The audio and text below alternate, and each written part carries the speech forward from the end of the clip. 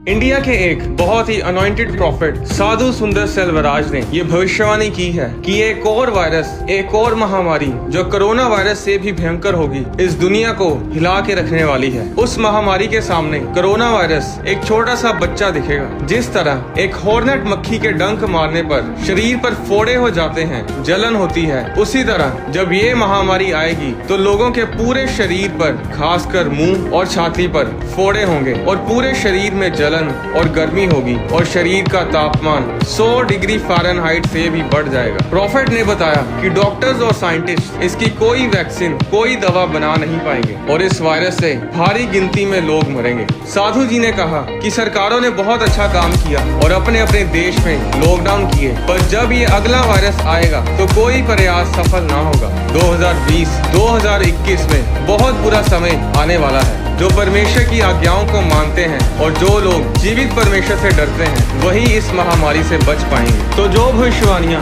एक साधु का पहरावा पहने हुए प्रॉफिट ने की हैं, क्या हमें इसे गंभीरता से लेना चाहिए? मैं आपको बताना चाहता हूं कि प्रॉफिट साधु सुंदर सेल्वराज एक बहुत ही अनॉइंटेड प्रॉफिट है, जिन्होंने ये कोई पहली भविष्यवाणी नहीं की, बल्कि ऐसी कई भविष्यवाणियां उन्होंने की हैं जो हमेशा पूरी हुई है। बाइबल में आमोस अध्याय 3 उसकी 7 में लिखा है कि प्रभु यहोवा अपने दास भविष्यद्वक्ताओं पर अपनी योजना प्रकट किए बिना कुछ भी ना करेगा। आज जो कुछ दुनिया में चल रहा है वो हमारे लिए कोई आश्चर्य की बात नहीं है, क्योंकि ये सब पहले से ही बाइबल में लिखा हुआ है। 2000 साल पहले ये वचन यीशु मसीह ने अपने चेलों को बताए थे कि अंत के दिनों में महामारियां होंगी, जाति पर जाति और राज्य पर राज्य चढ़ाई करेगा और जगह जगह अकाल पड़ेंगे और भूकंप होंगे।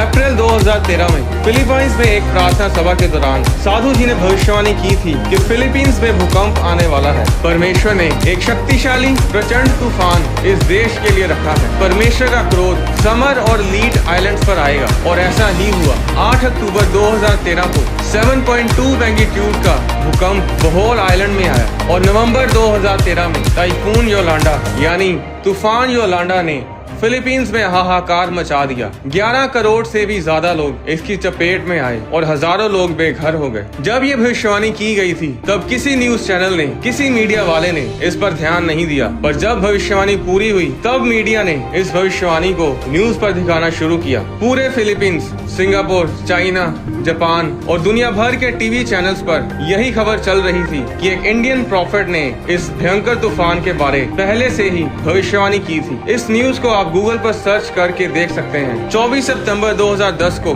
साधु जी ने एक और भविष्यवाणी की थी कि मैंने एक शक्तिशाली स्वर्गदूत को पैसिफिक ओशन पर खड़े देखा, जिसके हाथ में एक लंबी तलवार थी और उसके साथ सैकड़ों स्वर्गदूत थे जो एशिया की तरफ मुंह करके खड़े थे। जो 2004 में हुआ था वही फिर से होगा, यानी कि फिर से सुनामी आएगी। परमेश्वर से डरो, परमेश्वर के न्याय का समय आ चुका है। और ऐसा ही हुआ। 11 मार्च 2011 को इतिहास का 5वां बड़ा भूकंप जापान में उसी जगह के पास आया जहां प्रॉफिट साधु सुंदर सेल्वराज ने भविष्यवाणी की थी। उस भूकंप के कारण बहुत बड़ी सुनामी उठी, जिसकी ऊंचाई 124 फुट यानी 12 मंजिलों की ऊंचाई तक सुनामी की लहरें जा रही थी, जिसमें 1,20,000 इमारतें तबाह हो गई और 15,000 से भी ज्यादा की संख्या में लोग मरे और 2500 लोग अभी तक लापता हैं। ऐसी बहुत सी भविष्यवाणियां प्रॉफिट सुंदर सेल्वराज ने की हैं जो पूरी हुई हैं। तो क्या ये सुनामी, क्या ये भूकंप परमेश्वर की ओर से हैं? जब जब लोग परमेश्वर से दूर हुए हैं और पाप में बढ़े हैं, तब तब परमेश्वर का न्याय प्रकट हुआ है। जब जब परमेश्वर के लोगों पर सताव हुआ है, जब मासूमों और धर्मी लोगों को मारा गया है, तब परमेश्वर का कोप उस देश, उस जगह, उस नगर, उस जाति पर प्रकट हुआ है।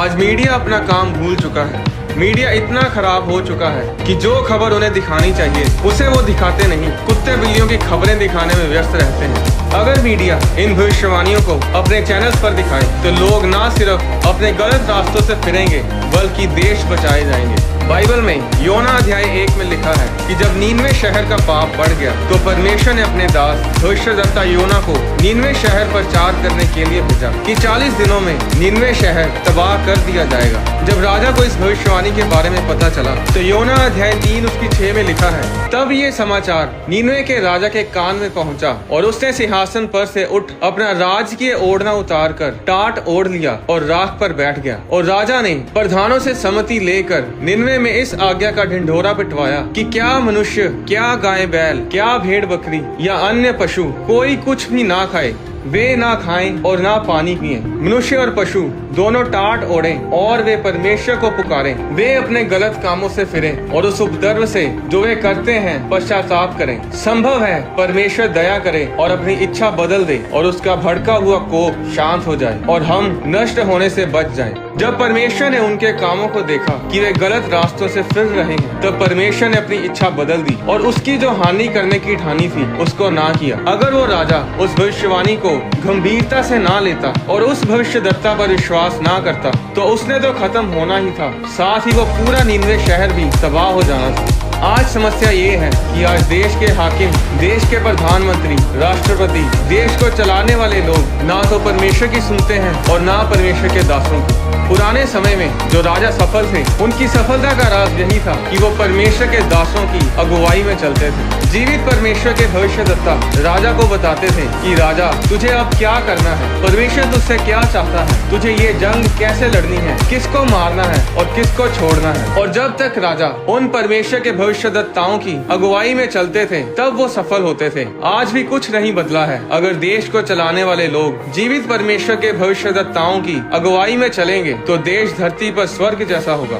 जिस देश को ये पता हो कि क्या होने वाला है, वो हमेशा उस आने वाले संकट के लिए तैयार रहेगा या फिर पश्चाताप करेगा और उस संकट से बच जाएगा। उत्पत्ति अध्याय 41 में लिखा है, सब देशों में अकाल पड़ने लगा, परंतु मिस्र देश में अन्न था। जब मिस्र का सारा देश भूखों मरने लगा, तब प्रजा फिरौन से चिल्ला चिल्ला कर रोटी मांगने लगी और वह सब मिस्रियों से कहा करता था, यूसुफ के पास जाओ और जो कुछ वह तुमसे कहे वही करो।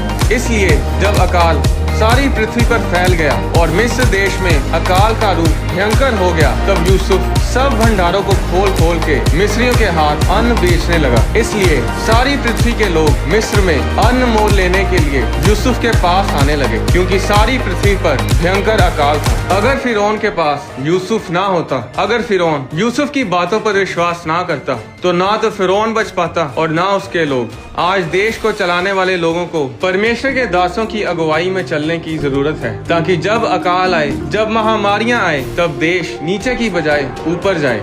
जो टिड्डियों का आक्रमण महाराष्ट्र, यूपी, पंजाब, राजस्थान और जिसे हमने अन्य राज्यों और देशों में देखा, ये कोई नई चीज नहीं है। हजारों साल पहले ये सब होता रहा है और ये परमेश्वर के न्याय का प्रतीक है। उत्पत्ति अध्याय 10 में जब फिरौन ने परमेश्वर के लोगों को आजाद नहीं किया कि वे अपने परमेश्वर की आराधना करें, तो परमेश्वर ने उस देश में टिड्डियों को भेजा, जिन्होंने उस देश की सारी फसल को चट कर दिया। ये सब बाइबल में लिखा हुआ है। जो होने वाला है, जो दिन आने वाले हैं, उन सब के बारे बाइबल में लिखा है। बताओ कोई ऐसी पुस्तक जो हजारों साल पहले लिखी गई हो और जिसमें आने वाले कल के बारे में लिखा हो और उसमें लिखी हर एक बात, हर एक भविष्यवाणी पूरी हो रही हो। बताओ कोई ऐसी पुस्तक जिसमें ये बताया हो कि इस युग का अंत कैसे होगा, मरने के बाद इंसान कहाँ जाता है, उसकी आत्मा कहाँ जाती है, स्वर्ग और नर्क क्या है, कब नई धरती बनाई जाएगी, कब इंसान कभी नहीं मरेगा और कब वो परमेश्वर के साथ हमेशा के लिए राज्य करेगा। ये सब बाइबल में लिखा है।